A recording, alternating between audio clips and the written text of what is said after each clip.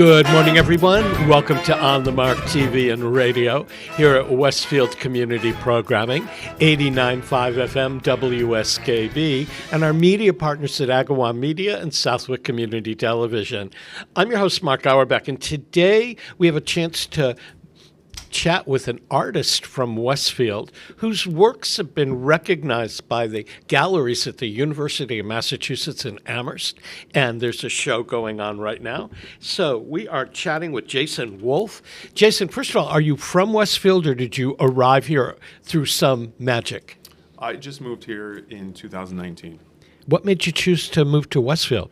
I lived in Agawam, and a series of family circumstances made us want to sort of move to a larger house so that we could take care of our father-in-law or my father-in-law, and so that's what brought us to Westfield. So it's not a major move. You didn't come here from a different part of the country or anything like that. No, not at all.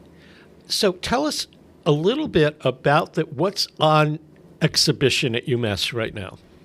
There are 15 paintings from the past 3 years or so that I've been, working on. So, did they find you, or did you approach them?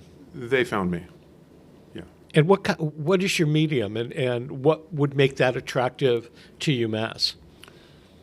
That's a good question. But my medium is oil. Mostly, it's all oil on canvas. I think my process is a little bit unique. So I paint mostly with the canvas rolled out on the floor. With different, my goal is to not have it look like I'm using brushes. So I'll use buckets and different types of instruments to create the marks and a sort of interesting surface, So I think maybe that's what, attracted them to reach out. I don't really... Yeah, I'd like to think that it's original art, and that's why. So, were you showing your work elsewhere? How did they find you? They found me. I had a friend, Kali Hernandez, who's another artist that's from Springfield, and I met him probably 2 or 3 years ago, and he his energy and love for the arts is contagious, and he really kind of encouraged me to be more active. And then he was approached by Anne, who's the director at the gallery, about any other local artists that he knew, and he mentioned my name, and then so she followed through, and that's how it happened. So when they called you, and you had to put an exhibition together, how did you create the work specifically to go to UMass, or was it work you already had? It was work that I already had. So I had probably, like I said, 2 or 3 years worth of material, paintings, and they went to the gallery space, saw the walls, and then I was like, okay, what's going to work together, and how is this all going to make sense for visitors? So is there a theme to the works that you're exhibiting there? I would say they're all landscape inspired, and that's kind of like the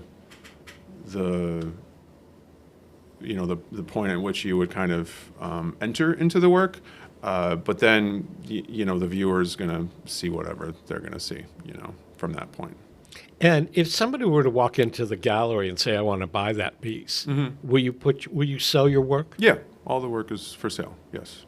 And do you exhibit at any other galleries around? I haven't. This is my first exhibit in 10 years. So yeah, it's been I took a long break for various reasons, and so. What brought you into the world of art?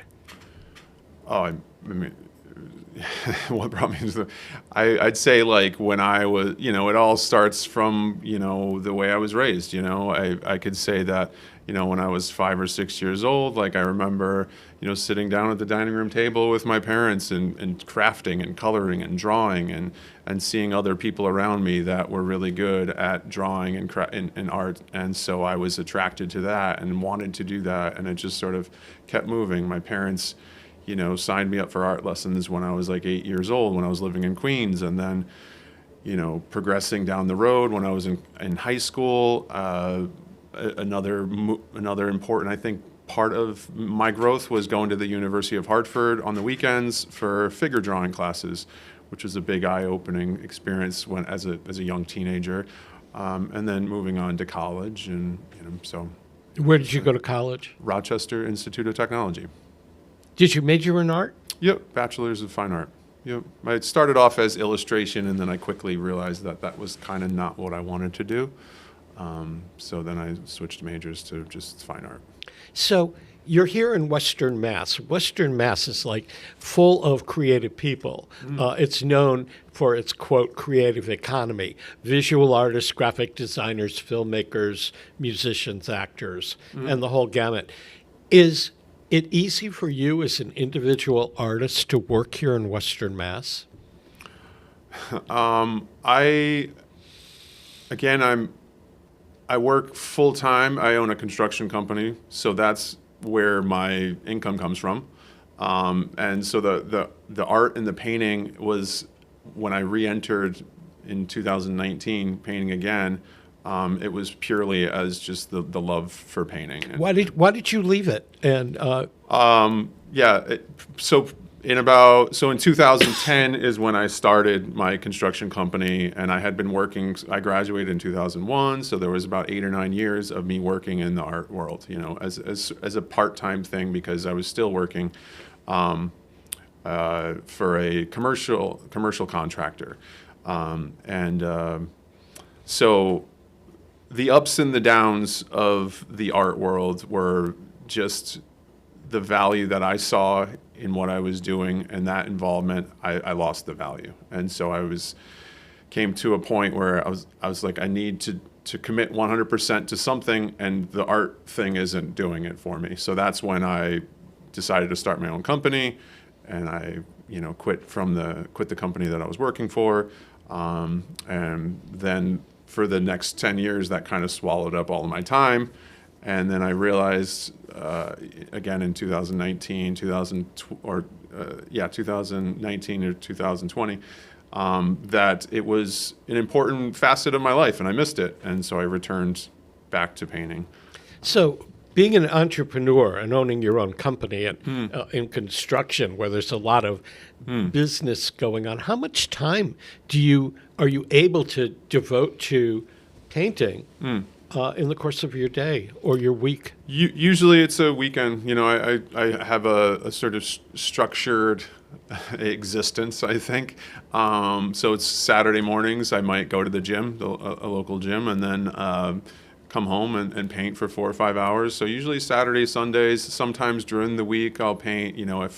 If I have something that I started on a Saturday or something that I'm still my brain is still tossing and turning, then I'll return to it during the week. But most of the time, the work is on the weekend. And how long does it take you, on average, to complete a work?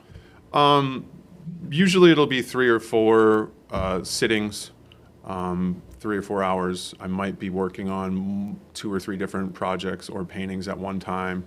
But it could be over the course of a month. It could be, depending on how much time I give it, it could be a week, it could be a month, it could be 3 months, so it really varies, And you said earlier that landscape, some of your work is landscape inspired. Are you thinking, well, I think I need to reinterpret Mount Tom or Stanley Park, or is it, what about landscape intrigues you? I think it's the one thing that anyone can approach, and it inspires awe, and it has the ability to shrink the self and, give connection to everybody. So it really is just something that's, it always stops me in my tracks. The moment I put something into a painting that I can see literally in the world, it loses its magic for me.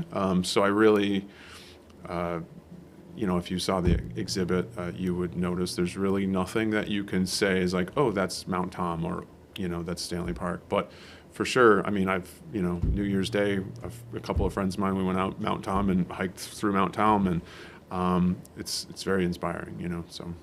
Do you walk around with a camera, or you're obviously with your phone? You could take pictures, and you see hiking and see a site, and you go, "I got to capture that for something." Yeah, sometimes I don't ever revisit it as I'm gonna try and recapture this. It's more the way the light might be hitting, the object, the landscape around me, So that's kind of the. So when you're doing your work, I mean, you were trained as an artist to a degree, and your work has morphed over the years, because you don't repeat the same painting For sure. twice. How much time in your world of art are you planning something out from the time you look at something, and conjure up something in particular to the time it goes down on canvas? What's that creative time like? Sometimes it's something that I see and I want to do, and I want to somehow create that feeling on canvas within a day or two. And then you mentioned, do I take pictures and that sort of thing? So I'll take pictures of, on the ride in to work in the morning, the way the sun's rising, over a cornfield that's been chopped down, and it's just really interesting. The shadows that are cast, the light, the colors, everything. So I'll take a picture. So on my phone, I have a folder of mostly like cloud, sunset, dusk, that kind of thing, collection, and those colors and that sort of dramatic feel is probably I try to convey, a lot of the times. I mean, I go to work or actually either to work or to dialysis at 5 o'clock every other morning, and it's only been in the last year or two that I noticed that in the summertime, at 4:45, as I'm driving down 91, you can see in the east the sun is rising, and that. In the winter, the sun seems to be in a different place. I'm becoming very aware in my drives back and forth of how the shadows change and stuff like that. And I imagine whipping out my phone and taking a picture every day that I drive over the course of a year and seeing how it changes from day to day. Yes. But I don't have an artistic eye. I'm a theater guy. I have an artistic vision of what's on the stage. But you as a painter have this artistic eye. You probably see things that other people don't see when they walk in Stanley Park or hike up on Mount Tom. Yeah. I think one of, that drive into work, drive home, that kind of thing, that I always find interested in, or I don't know if it would be different if I lived down south or something, but I've always lived in the New England area. So the summer light and the greens and the colors that are shown is very different than the winter, and it has this distinct moodiness, and one's not better than the other. I think people that are itching to get outside for sure are like, I'm done with the winter, and they're ready. But that's as far as I think everyone notices it. I think maybe they don't dwell on it. I don't know if everybody notices it. I live in a condo. I go to the pool almost every day in the summer to swim at varying times. But as the days go shorter into August, the way the sun is lighting the trees that I see from my little space, it's like the trees are on fire at 6:30 at night, where I don't see that in the spring. I mean, I think that we as human beings, whether we're artistic or not, don't always focus on some of the nature's wonders that change in front of our eyes. I think the novelty probably wears off, and so you just, that's pretty, and you just go about your business. Yeah. And you don't really stop to take it in and absorb what you're seeing, and how just perfect and beautiful it is, So. You said that your technique is to roll canvas out on the floor and to treat it as though you're not brushing the paint onto the canvas. How did you come to that? I think it was when I re-entered painting in 2020. That was my goal. Like I really wanted to create marks that the mark itself became like the subject of the painting. the viewer maybe is asking, how was this painting created? Like, what came first? What came after? And then I think the novelty of brushwork in paintings can be it's just kind of got boring to me, I guess, for lack of a better description. Okay, we're going to take a real quick break to acknowledge our underwriters that make this program possible. And you can see Jason's work at the Augusta Savage Gallery through March 7th at UMass. And if you go to fineartcenter.com at UMass and look for the gallery side of the arts there, you can get the descriptions of where Augusta Gallery, Savage Gallery is. Do you have your own website? Yeah, it's jasontwolfe.com. Or check out Jason's work at jasontwolfe.com. Peter Coles is our chief engineer. I'm Mark Auerbach, and we'll return in a moment. Support for community radio on WSKB provided by Westfield Electroplating. Employing over 140 skilled platers, painters, and technicians, Westfield Electroplating was founded in 1946 and was the first company in the country to achieve National Aerospace and Defense Contractor Program accreditation, proudly maintaining that status for over a decade. Westfield Electroplating provides over 50 quality finishes to meet your corrosion, cosmetic, or performance needs. On the web at www.westfieldplating.com or 413-568-3716. Westfield Electroplating, putting the finishing touches on technology. Underwriting for Community Radio on WSKB is brought to you in part by Rockies. Over 30 convenient locations throughout Massachusetts, Rhode Island, New Hampshire, Connecticut, and Florida. One of the nation's largest ACE dealers. Expertise and great product selection in paint, hardware, lawn and garden. That's Rockies. Rock solid service since 1926. On the web at rockies.com. Hi, it's Bob Plass, and I have Wow, It's Tuesday, every Tuesday, 6 to 8. Wow, it's Tuesday. Community Radio 89.5 WSKB. I did it! Live from Studio 120 at Westfield Technical Academy, this is WCPC Channel 15 and 89.5 FM, WSKB Westfield. Welcome back to On the Mark, everyone. I'm Mark Auerbach. Peter Coles is our chief engineer.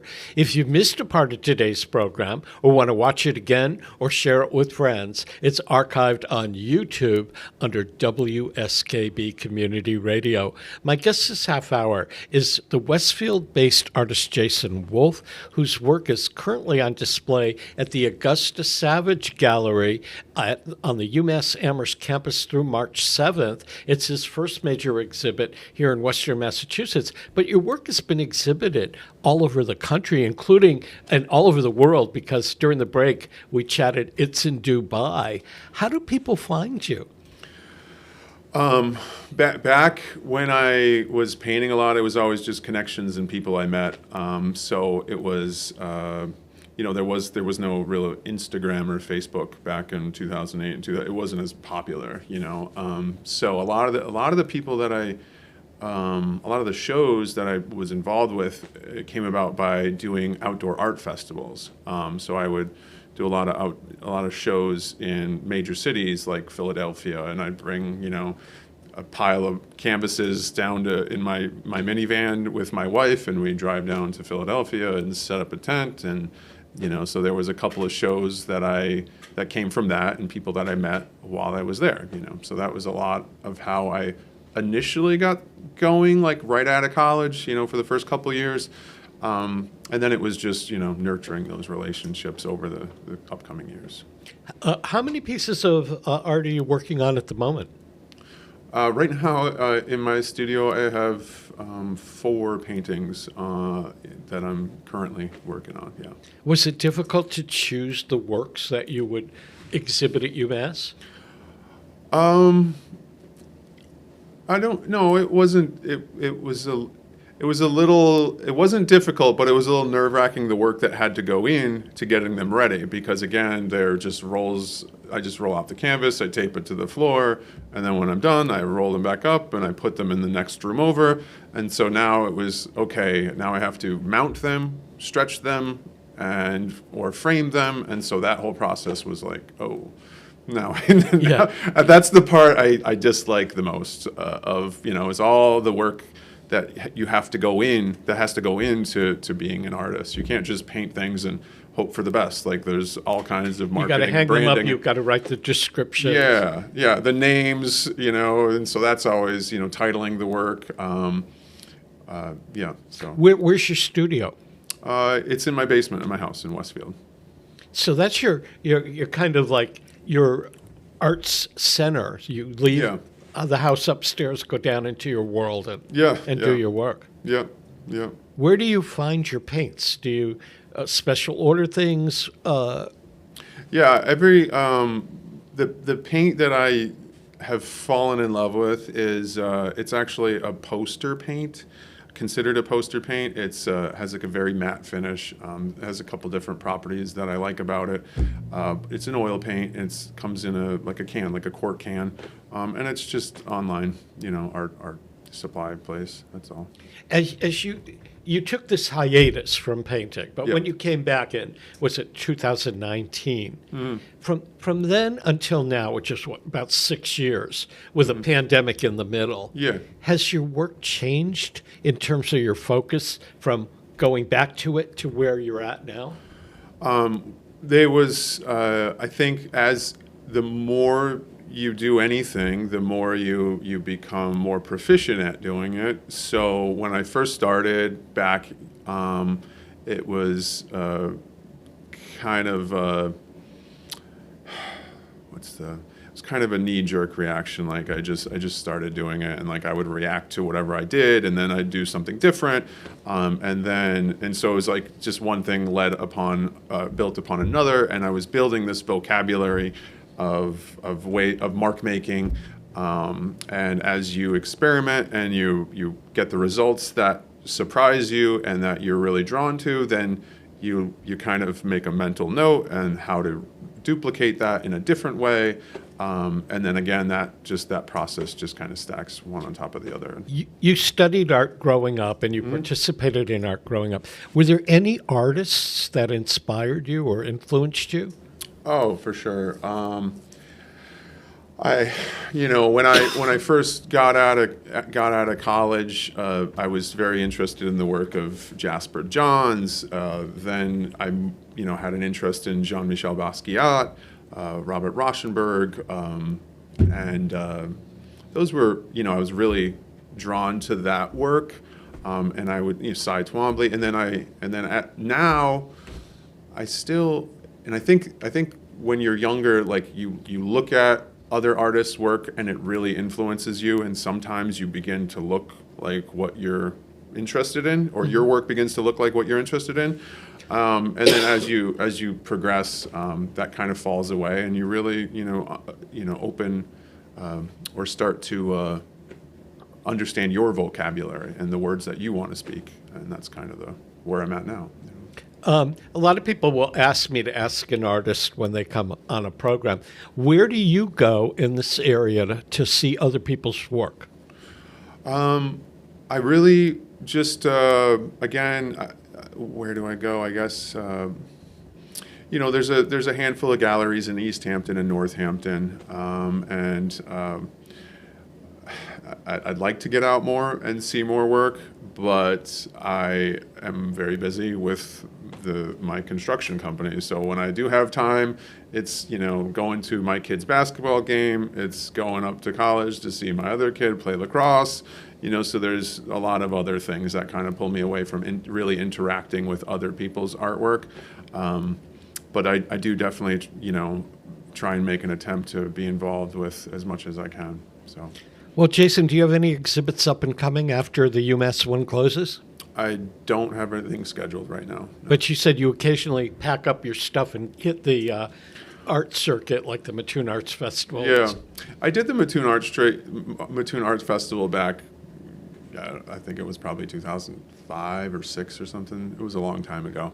I don't know. I don't know if that's necessarily there's a lot of work that goes into it, and I'm not necessarily sure if I'm interested in pursuing that again.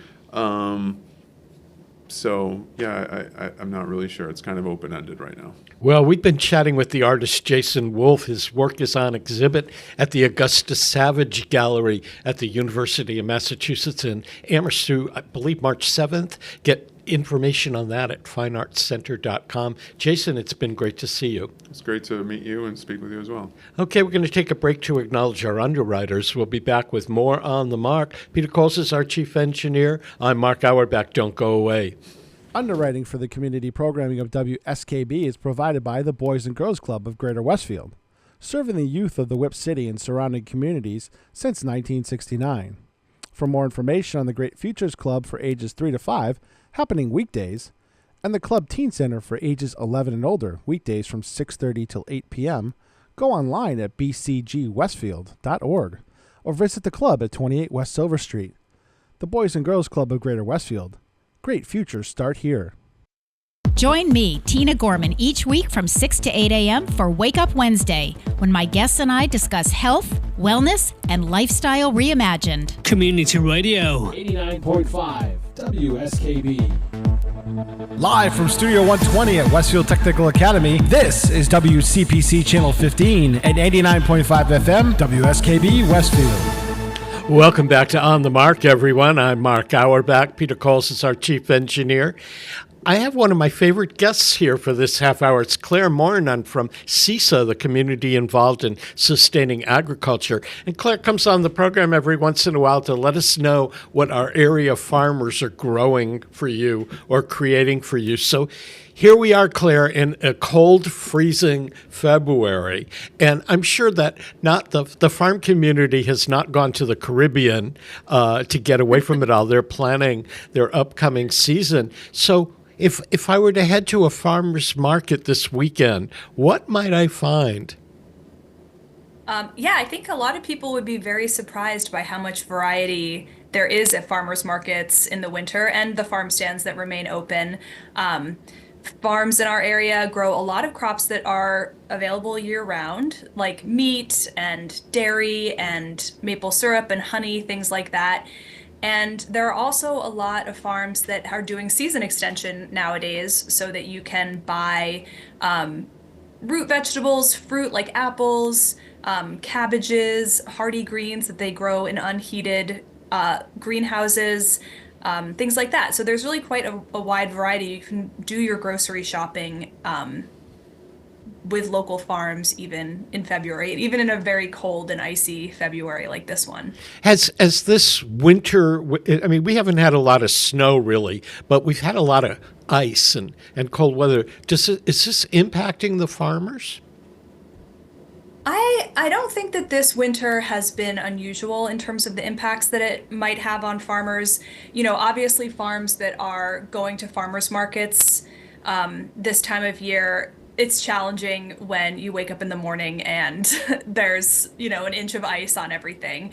But generally speaking, I think that this type of winter is relatively typical for farms in the Northeast, and it shouldn't have particular challenges going into the growing season.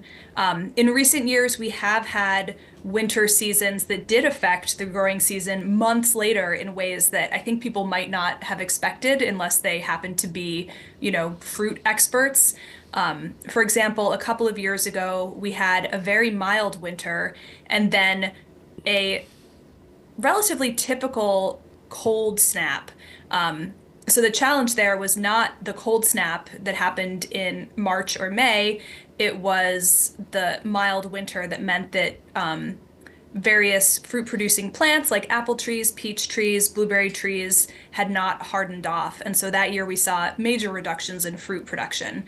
So that is the type of thing that can happen during the winter that you don't see the impacts until months later, until you get to the harvest.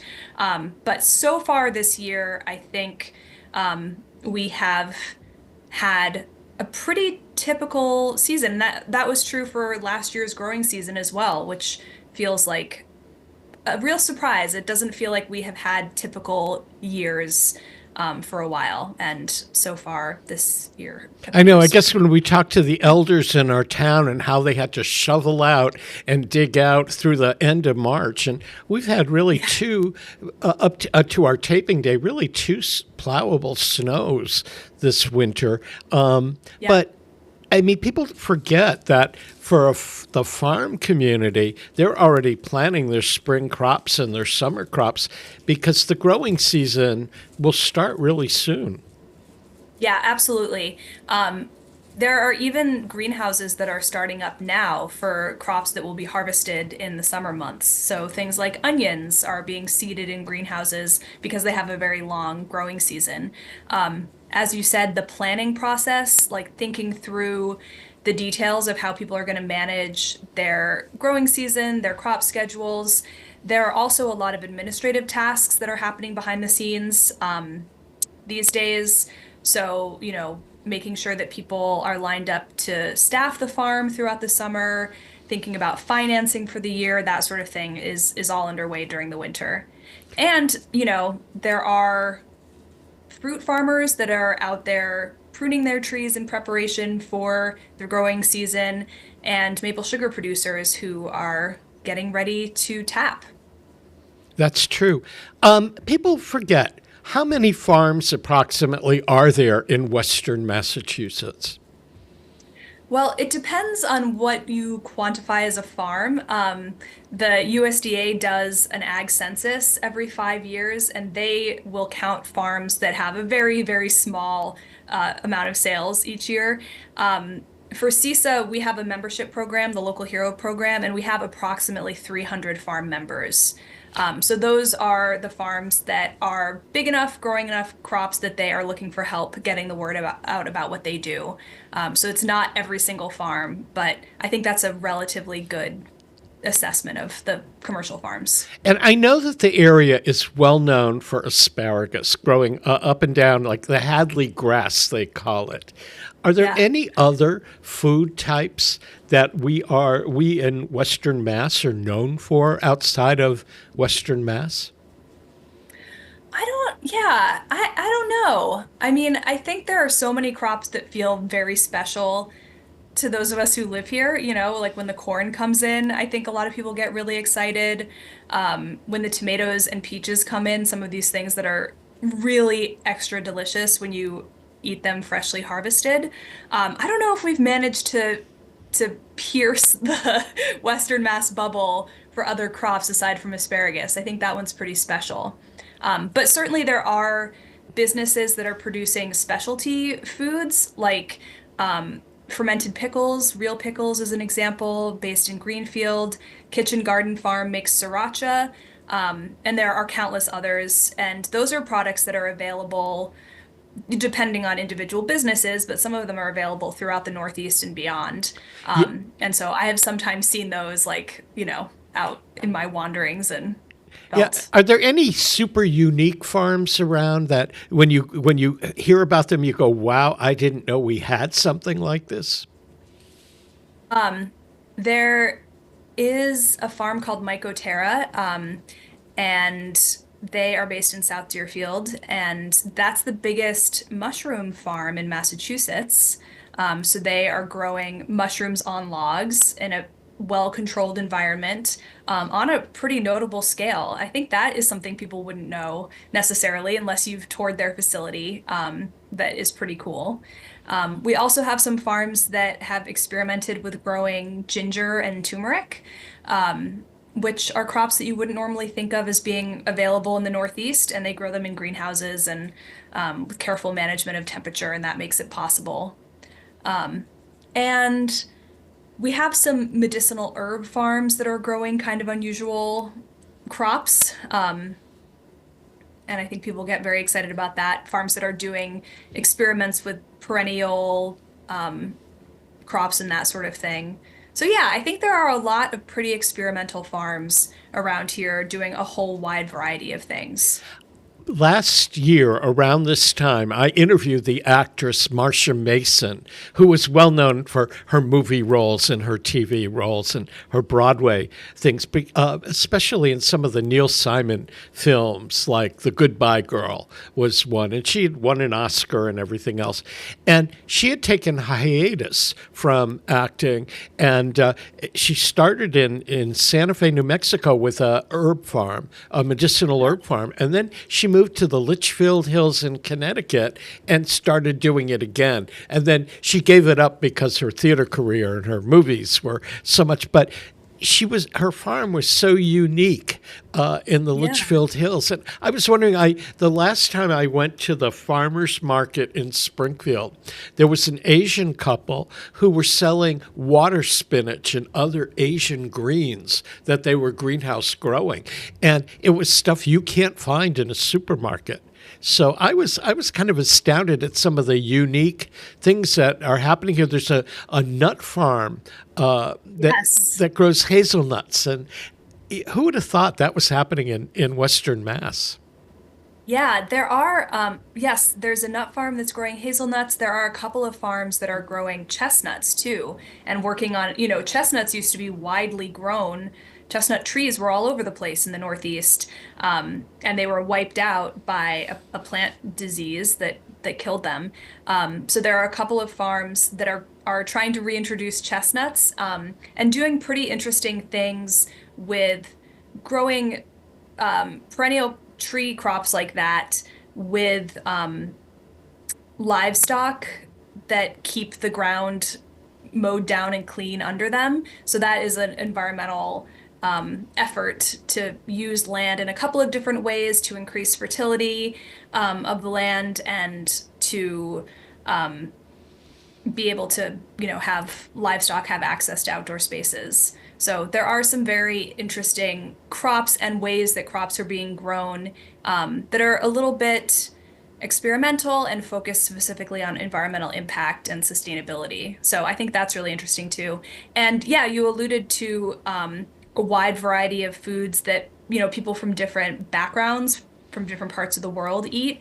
And there are definitely smaller farms generally that are growing crops specifically for their own communities or anyone else who wants to buy them, but foods that might be familiar to people who are from the same country as them and, meeting that need, which is really inspiring to see. There was a Chinese restaurant in Amherst. I don't know if it's still around, but they grew their own vegetables, and it was vegetables that we never see. Mm-hmm. Yeah. Yeah, I mean, I think it's amazing when you think about how many vegetables are commonly known. Like, I grew up in the US and I feel like I'm familiar with lots of vegetables. They're part of my diet, part of what I see, but really it's only a tiny percentage of what people eat worldwide. There's such variety in different cuisines, and being able to access it locally is really important to people who have immigrated here, who grew up eating different types of foods than what I might be familiar with. So it's really, really great when people can figure out how to access land, which is the primary barrier to getting into farming in Massachusetts, and how to grow crops in our particular climate. But just about anybody with a garden can grow vegetables if they choose to, and then shop the farmers markets and go to the farm stands for everything else. Your organization, CISA, or Community Involved in Sustaining Agriculture, provides a lot of services to area farms. What do the farms get from you? And I know you promote the farms regionally to get people to go to the farms. So we provide a lot of expert assistance to farm businesses and other related food businesses, mostly related to sort of behind the scenes business skills that people who are experts at growing food might not necessarily come into their businesses with. So we will help with enterprise analysis or succession planning or marketing skills, labor management skills, that type of thing. And, that work can take the form of connecting somebody to an expert who can help them. We often have funding that can pay for that type of support. We work with farmers markets and various other partners as well to support the HIP program, which is the Healthy Incentives Program, which is a state program that provides an instant rebate when people use SNAP, which formerly known as food stamps, to buy produce from participating local farms. So we do a lot of work in support of programs like that.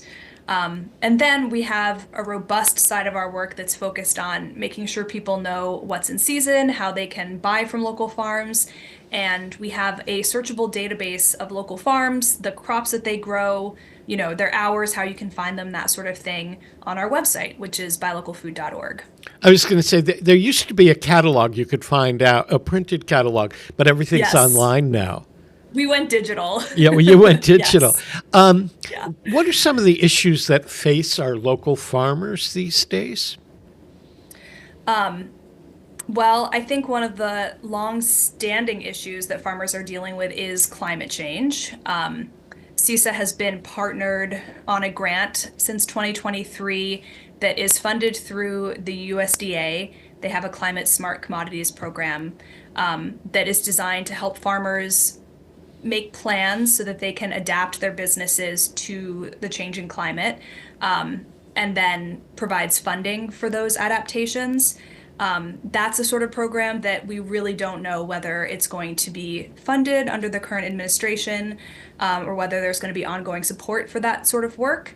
But that's certainly an issue that we have been hearing from farmers. They're seeing the impacts of climate change, and in some cases, real losses to their capacity to grow food to feed us all, as a result of some pretty major weather events that we've seen in the last several years. So that's one big challenge. There's room for farms to implement adaptations on their own farms. And that can be really, really important. They need a lot of support in order to make that happen. But that alone is not going to be enough to manage all of the changes that are happening around us. So that's the one I would lead with. Other than that, I think that the farm viability question, like how can farms make enough money to be sustainable businesses, is certainly an ongoing challenge. It's a very low margin business. People don't do it to, make a killing financially. And there has been so much instability for the last number of years with COVID and inflation, and just rising costs, supply chain issues, that sort of thing. That's been very difficult for many businesses, many people, but certainly for local farms as well. And right now there's a lot of discussion about tariffs, about the cost of food prices. Avian flu is something that is mostly showing up, I think, to the public in discussions around egg availability and egg prices. Certainly is a bigger threat than that, I think. But, just figuring out how to make plans and how to think about the future during a time of a lot of quick changes, chaos, instability, is certainly a challenge that we're hearing from farmers about. A lot of people that I hear from are concerned about factory farms, and they choose, for example, if they want to buy meat or poultry, to buy from local farms because they believe that the animals are more humanely raised. And we have a lot of meat farms in the valley, but I'm sure that people aren't aware of them. What percentage of the farms here are doing meat and poultry? I don't have that stat on the top of my head, but there are dozens. There are many. You have a lot of options if you're looking for local meat or eggs or dairy. And we really do not have the confined animal raising conditions here in the Northeast that you see in other parts of the country. I don't know if you've ever driven through Texas or places where they have just huge lagoons of animal waste and thousands of animals packed into one enormous facility. Fortunately, I got to visit a friend in Wyoming a couple of years ago, and the cattle ranches there were free range, and be thousands and thousands of acres with cows. But then the poultry and the pigs were in confined spaces, and to drive through a pig farm, it just appalled me. Yeah, we really don't have operations that are functioning on that scale in the state, which is partially related to land values. I mean, you cannot buy thousands and thousands of acres and build a facility like that. The livestock farms in our region tend to be using land that is hillier, rockier, less suitable for growing vegetables, which I think is a really great example of how, when you think about our region sort of holistically, there is some land that's very well suited to certain types of production and other land that's well suited to, vegetables here, fruit there, meat there. And I think it's a great way that we can be thinking about how to use our agricultural land base. We also have a different regulatory environment here in Massachusetts when it comes to raising animals. So I think that generally speaking, if you're concerned about animal well-being, if you're concerned about some of the types of livestock illnesses that can spread in facilities like that. I mean, I think something like avian flu is highly contagious, and I don't know what the future looks like for that. But I would say that generally speaking, buying from smaller farms that are locally based provides a lot of security for the types of concerns that I think people have about where their meat comes from. We also have local stores like Sutter Meats in Northampton is a great example of a whole animal butcher that buys only from local and regional farms and cuts the meat into cuts and makes sausages and things like that. So it's pretty accessible, either going directly to the farm or looking for local meat in local shops. Claire, we have to take a quick break to acknowledge our underwriters that make this program possible. Peter Coles is our chief engineer. I'm Mark Auerbach, and we'll return to chat more with Claire Morenon from CISA, the community involved in sustaining agriculture. Don't go away. Support for the community programming of WSKB is provided by the Dunkin' Donut Shops of Westfield and the Sardinia family. It's nice to know that even as the world changes, Dunkin' Coffee remains the same at 7 convenient locations throughout Westfield.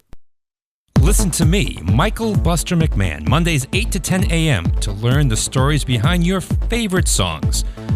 Or don't. I'm not the boss of you. Community Radio 89.5 WSKB.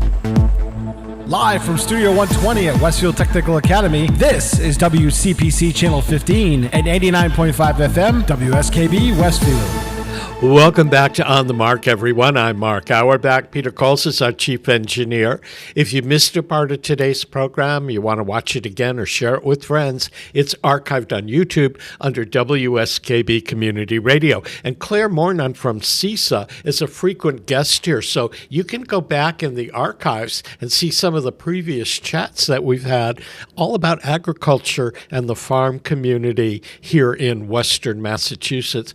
Claire, how much of the food and meat and things that are produced here locally stay locally when they get to the markets and the restaurants? Oh, that is such a good question. That's the sort of question that's really bedeviled us trying to figure out how to nail down specific information about that. There certainly are larger farms that are growing crops that go to markets in Boston, in New York, that sort of thing. We have farms in our region that are serving large grocery store chains like Market Basket and Big Y, which is a regional grocery chain. But I think something that makes our part of Massachusetts special is that we have both really rich farmland and we have population centers and people who are interested in buying local food, which makes it possible for farms to be selling their products directly to customers through farmers markets or farm stands, There's demand at local restaurants and local, small local shops. And I think that is not the case in parts of the country that are all farmland and no people, or all people and no farmland. We have a nice mix. So I think that we have, over the years, Massachusetts has been at the top of the list nationwide for direct to consumer farm sales, which tells us a little something about how much of the food that's grown locally is consumed here. It's not quite the whole picture, but it is a higher percentage than I think you'll see in a lot of the rest of the country. I met a farmer last year at the Asparagus Festival that New England Public Media throws every year, and has several acres devoted to asparagus and does other crops. And he said that he sells 98% of his asparagus to restaurants in New York and Washington, D.C., and only has this small percentage that he sells locally. And he said that there are other farmers and maple sugarers that sell that the restaurants in the major cities are coming here to Western Mass to buy produce, that it's not available to us locally because it's all parceled out to New York. Yeah, I mean, there are definitely many farms in our region that are set up as wholesale businesses, and that means that they're looking for larger buyers. And I think in that case, their crops tend to travel further, depending on who they have relationships with. They might sell to distributors that are carrying crops around the whole Northeast, or even as far as Washington, D.C., Mid-Atlantic, out to New York, that sort of thing. And I think that is a really good example of how it's important to have a food system that has a lot of different types of businesses. Not every farm in our region could survive if they were all doing only farm shares, direct to customer type, pre-purchase arrangements, or if they were all trying to do farmers markets, or if they were all trying to do big wholesale accounts. There's demand at all of those different sizes in our region. And I think that makes it possible for farms of lots of different sizes to survive in the market. You have to have more land in order to run an operation like that. And we also have farms that are an acre or 5 acres, and they're producing a lot of food for a different market. So I think that is an example that speaks to really the strength and, the variability that is a form of resilience in our local food system. Now, CISA represents several hundred farms in Western Massachusetts. You provide so many different kinds of support to them. Are there any of those that you've discovered in the last year or two that you think are incredibly unique? Oh man, you're putting me on the spot. I know I am. I don't know. I feel like, a parent being asked to choose their favorite child or something. I mean, they're doing it on themselves. I'm not their parent. I don't want to take credit for what they're doing. But no, I mean, I think that part of what I like about the work that we're able to do at CISA is that we work with farms in Franklin, Hampshire, and Hampden counties. That means that there are all sorts of different communities, people who have all sorts of different roots within that region, that they travel, and there's room for people to find a farmer's market that's close to their work, or a farm that they drive past on their way somewhere that is, has hours that works for them, or just some really specific kind of random crop that I don't even know about that they're interested in, and someone's growing it and they can find it.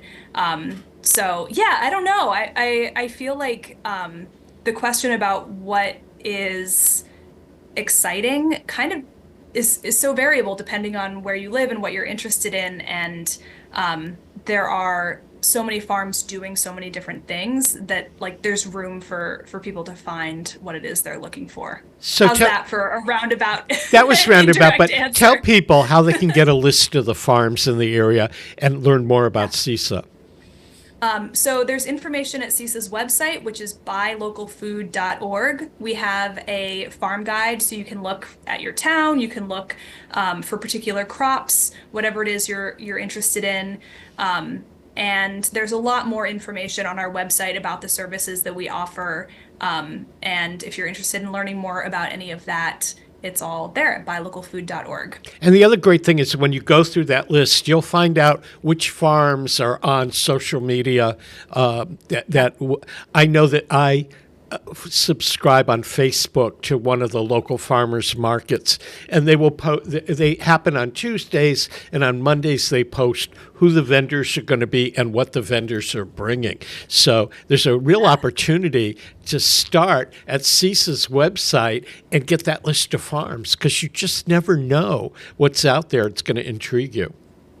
Yeah, right. And you can start sort of building your own network of businesses that you want to be connected with. And that way you'll know like when strawberries come in or other things that you're excited about. So I have one more question before we have to go. Claire, how many weeks or so do I have to wait for peaches? Oh, goodness. Peaches tend to come in August. So I don't know. Do the math. I think it's a while. I do the math. I mean, it is a while, but there is nothing to me as good as a fresh, locally grown peach. Truly, yeah. I think peaches. It's a total night and day situation when you get a peach that was picked at the peak of ripeness off of a tree nearby, as opposed to a peach that's been shipped hundreds of miles. Yeah, and in the meantime, we've got the maple syrup is about to flow, and all the sugar shacks that show up, and the farm stands that are making their own syrups. I went to one last winter that not only had maple syrup, but birch syrup and spruce tip syrup and some of the other local crops that are around. So check out that website, buylocalfood.org. Claire, thanks for being here today. Thank you. We've been chatting with Claire Morenon from CISA, the community involved in sustaining agriculture. We'll have her back during the summer to find out what's peaking in season at that point. And this wraps up this edition of On the Mark. Peter Coles has been our chief engineer. I'm Mark Auerbach. We'll see you next week.